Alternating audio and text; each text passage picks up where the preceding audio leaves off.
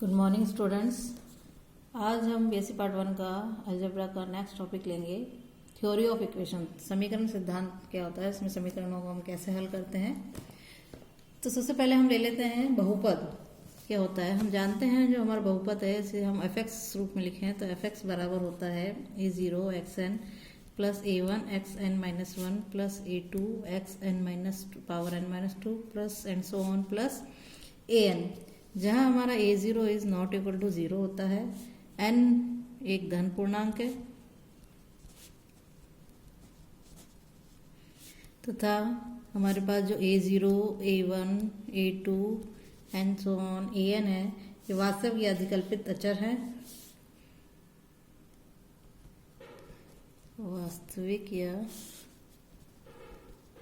अधिकल्पित अचर है जिन्हें हम गुणांक भी बोलते हैं, बहुपद के गुणांक बोलते हैं।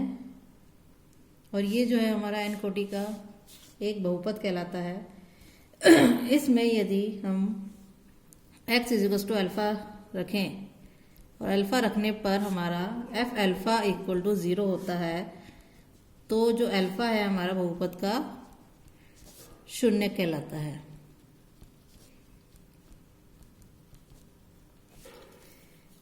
नेक्स्ट हम जानते हैं, ये तो हमारा बहुपद था। समीकरण क्या होती है, यदि इस व्यंजक को या बहुपद फलन को हम यदि बराबर शून्य के बराबर 0 रख दें तो हमारी समीकरण बन जाती है। और यदि n घात के एक बहुपद को शून्य के बराबर रखते हैं तो हमारी जो समीकरण है वह n घात की समीकरण कहलाती है। यदि एक घात की समीकरण है, मान लीजिए हमारे पास a0x प्लस a1 बराबर 0 है, इसको हम रैखिक या सरल समीकरण कहते हैं।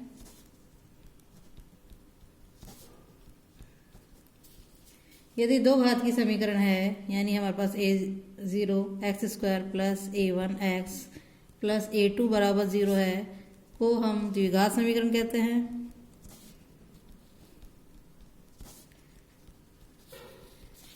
और यदि हमारे पास है a0 x3 plus a1 x square plus a2 x plus a3 बराबर 0 है, इसको हम द्विघात समीकरण कहते हैं। और इसी प्रकार यदि हमारे पास है a0 x की power 4 plus a1 x cube plus a2 x square plus a3 x plus a4 बराबर 0 है, को हम चतुर्घात समीकरण कहते हैं। आपके सिलेबस में ही है कि त्रिघात समीकरण चतुर्घात समीकरण कैसे हल करना, तो आपको त्रिघात समीकरण चतुर्घात समीकरण तो पता होनी चाहिए। नेक्स्ट हमें ले लेते हैं समीकरण के मूल, ये कैसे निकालते हैं। सॉरी, नेक्स्ट है हमारा टॉपिक समीकरण के मूल। समीकरण एक वास्तविक या अधिकल्पित संख्या यदि जो अल्फा है हमारी f अल्फा इक्वल टू 0 हो तो समीकरण f x बराबर 0 का ये मूल कहलाता है। अल्फा क्या कहलाता है, हमारे समीकरण का मूल कहलाता है। हम देख सकते हैं कि बहुपद f x के शून्य जो है f x समीकरण f x इक्वल टू 0 के मूल है। समीकरण के मूल क्या हो जाएंगे, यदि हम हमारा जो बहुपद है या हमारी जो समीकरण है इसमें अल्फा बराबर 0 रख दे तो f अल्फा बराबर 0, अल्फा रखने पर समीकरण में x की जगह अल्फा वैल्यू रखने पर हमारी समीकरण यदि 0 हो जाती है तो वो जो वैल्यू हमने रखी है वो उसका क्या कहलाता है, समीकरण का मूल कहलाता है। नेक्स्ट हमारी होती है सर्व समीका। क्या होती है सर्व समीका, ले लेते हैं हम। सर्व समीका होती है जो समान कोटि के तथा समान गुणांक वाले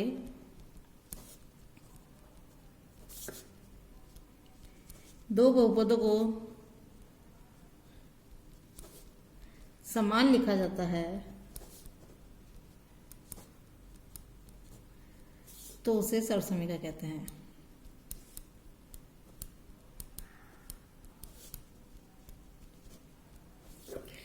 नेक्स्ट कुछ हमारी फंडामेंटल थ्योरम्स है जिसपे बेस पे हम रूट्स निकाल सकते हैं किसी इक्वेशन के। तो सबसे पहला हम ले लेते हैं फंडामेंटल थ्योरम जो है हमारी गुणनखंड प्रमेय। हम पढ़ चुके हैं 10th क्लास में ही पढ़ चुके हैं। गुणनखंड प्रमेय हमारी कहती है यदि समीकरण हमारे पास f x बराबर 0 है का एक मूल अल्फा है तो जो बहुपद है हमारा एफ एक्स माइनस अल्फा से पूर्णतः विभाज्य है,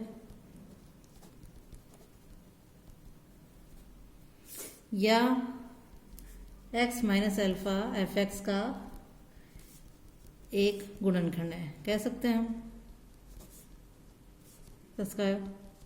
इसका विलोम भी सत्य है।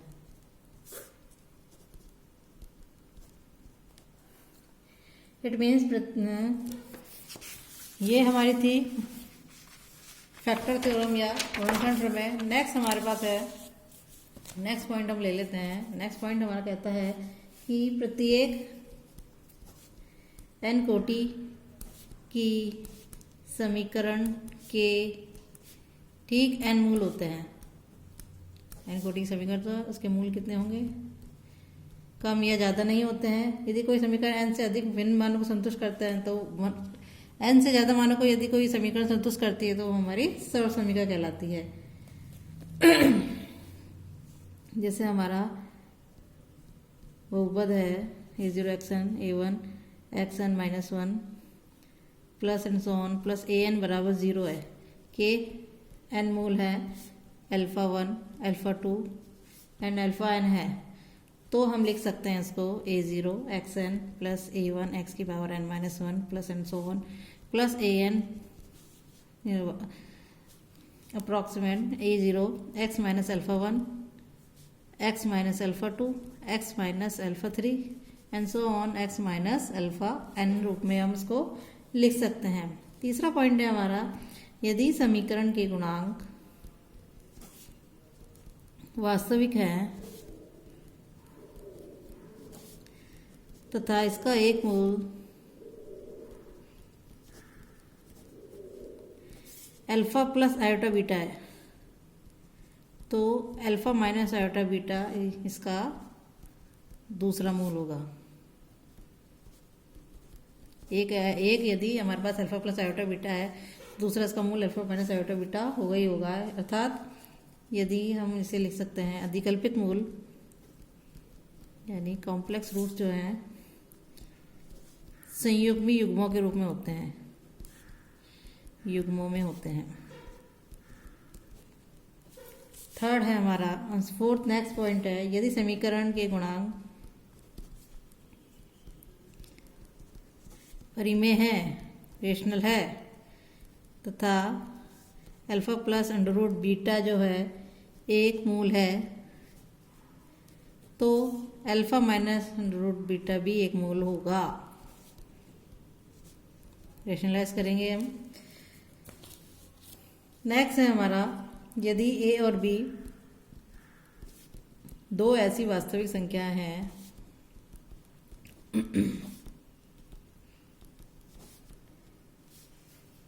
कि एफ ए व एफ बी विपरीत चिन्ह के हैं,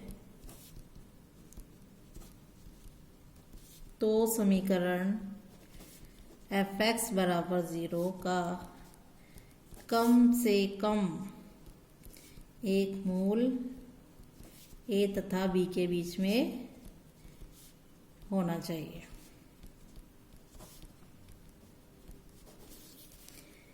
सिक्स पॉइंट है, प्रत्येक समघात वाली समीकरण जिसका अंतिम पद ऋणात्मक है के कम से कम दो वास्तविक मूल हैं। दो वास्तविक मूल में से एक हो जाएगा आपके धनात्मक पॉजिटिव और दूसरा नेगेटिव हो जाएगा, यानी ऋणात्मक हो जाएगा। नेक्स्ट है हमारे पास, प्रत्येक विषम कोटि की समीकरण का कम से कम एक पद वास्तविक होगा जिसका चिन्ह समीकरण के अंतिम पद के चिन्ह के विपरीत होगा।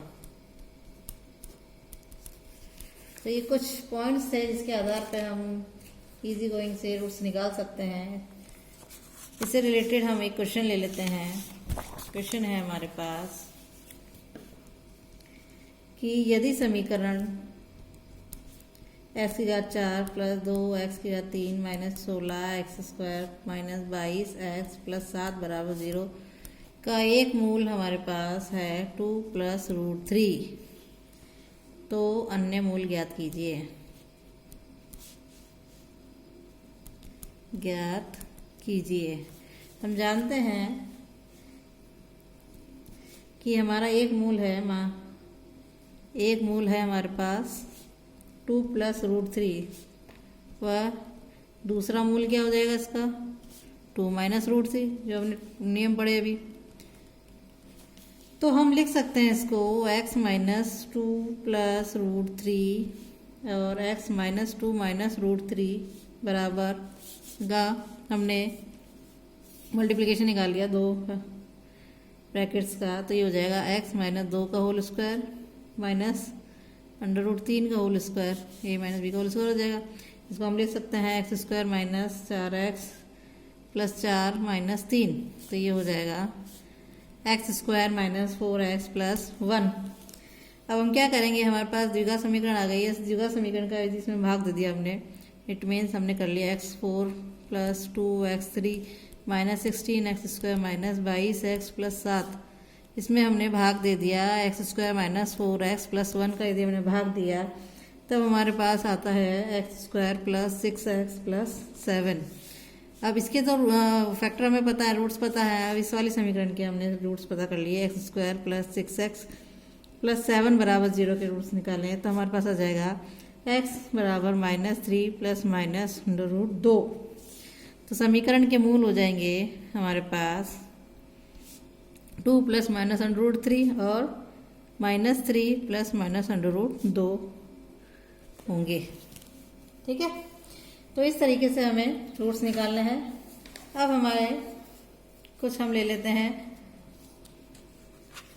समीकरण के जो हमारी बड़ी बड़ी इक्वेशंस आती है उनको हम कैसे सॉल्व करेंगे। मूलों तथा गुणांकों में संबंध। मान लीजिए हमारे समीकरण जो है वो है a0 xn plus a1 x की power n minus 1 plus a2 x की power n minus 2 plus and so on plus an बराबर 0, जहाँ पर हमारा an को 0 नहीं है। से हमने समीकरण एक नाम दे दिया। अब इसके मूल जो हैं मान लेंगे α1 α2 up to so on αn है, तो हम लिख सकते हैं कि a0 xn plus a1 x की पावर n माइनस 1, इसको हम लिख सकते हैं plus and so on plus an व a0 x minus α1 x minus α2 and so on x minus αn, इसके रूट से हमने मल्टीप्लाई कर दिया। तब हमारे पास तो हम क्या करेंगे इस समीकरण, तो समीकरण 2 में हम क्या करेंगे a0 का भाग दे देते हैं। हमने भाग दिया तो हमारे पास आ जाएगा xn plus a1 upon a0 x की power n minus 1 plus a2 upon a0 x की power n minus 2 plus and so on plus an upon a0, ये हो जाएगा x minus α1 x minus α2 and so on x minus αn। तो हम देख रहे हैं कि ये जो हमारी समीकरण समीकरण 2 को दायां पक्ष सरल करके हमें x की समान घातों के गुणांकों की तुलना करें, तो दायां पक्ष यदि सरल करके राइट हैंड साइड हम हल करके दोनों पक्षों की x की समान घातों की तुलना करें, कि घातों के गुणांकों की तुलना करें,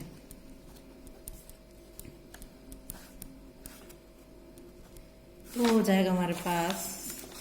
अब हम यहाँ देख रहे हैं कि हम सबसे पहले हम निकालेंगे मूलों का योग। तो मूलों का योग हमारे पास आ जाता है मूलों का योग है हमारे पास, हमने मूल माने alpha 1 alpha 2 up to alpha n। तो alpha 1 plus alpha 2 plus alpha 3 plus and so on plus alpha n, जो मूलों का योग है वो आ जाएगा सिग्मा अल्फा 1, यानी हमारे पास आ जाएगा माइनस A1 अपॉन A0। हम हल करते हैं इसको तो हमारा ये निकल जाएगा, दो मूलों का जो गुणनफल है उसका जो योग है वो हमारे पास आ जाएगा, ये हो जाएगा alpha 1 alpha 2 plus alpha 2 alpha 3 plus and so on plus alpha n minus 1 alpha n बराबर हो जाएगा सिग्मा अल्फा 1 अल्फा 2, जो हो जाएगा हमारे पास A2 अपॉन A0।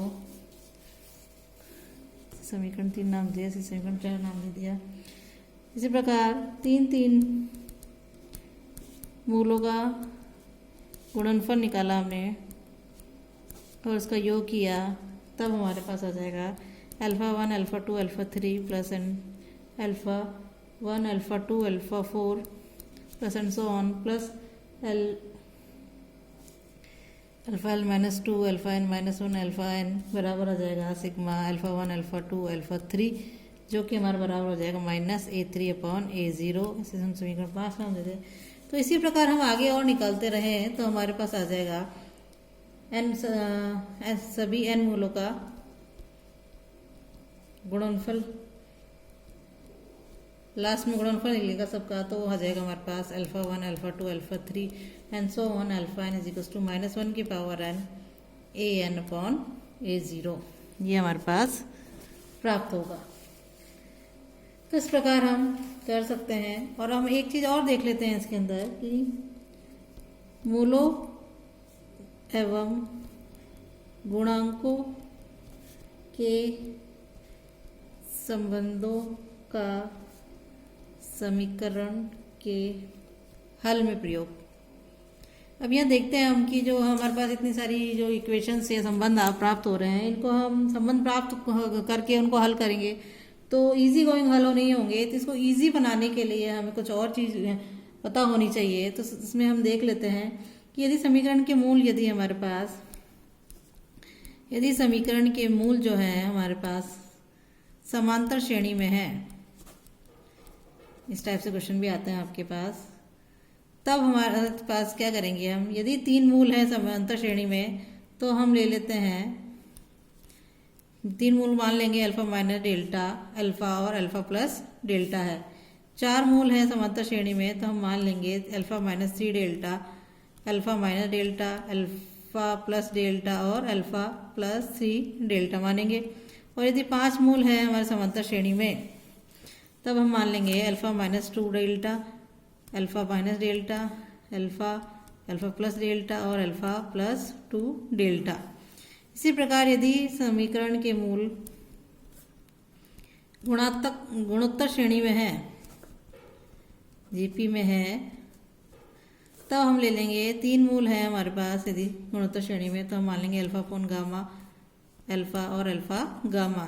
4 मूल है तो मान लेंगे alpha upon gamma 3 alpha upon gamma alpha gamma और अल्फा गामा 3।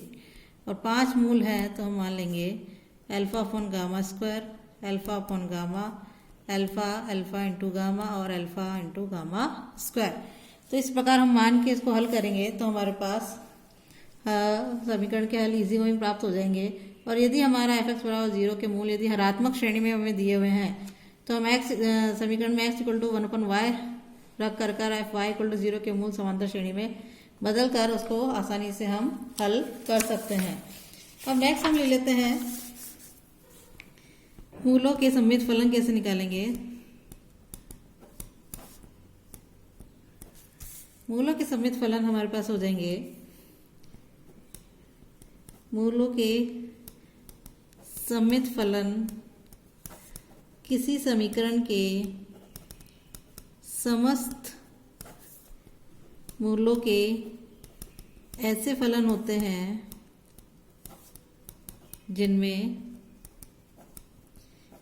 किन्हीं भी 2 मूलों को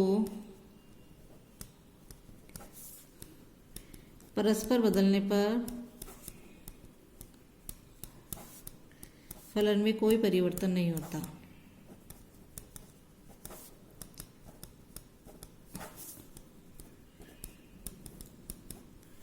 उदाहरण के लिए हम ले लेते हैं, हमारे पास जैसे alpha plus beta plus gamma plus delta और 1/अल्फ़ा प्लस 1/बीटा प्लस 1/गामा प्लस 1/डेल्टा, या हम लिखें alpha square plus beta square plus gamma square plus delta square. दूसरा ले लिया beta square minus gamma square, gamma का होल स्क्वायर। दूसरा ले लिया हम बीटा माइनस गामा का होल स्क्वायर इंटू गामा, नहीं sorry, gamma beta minus gamma का whole square, gamma minus alpha का whole square plus alpha minus beta का होल स्क्वायर। तो इस प्रकार से हम लिख सकते हैं। अब इसके कुछ क्वेश्चन ले लेते हैं हम कि किस तरीके से हम इसे क्वेश्चन सॉल्व करेंगे। तो मान लीजिए हमारे पास क्वेश्चन दिया हुआ है कि प्रतिबंध ज्ञात कीजिए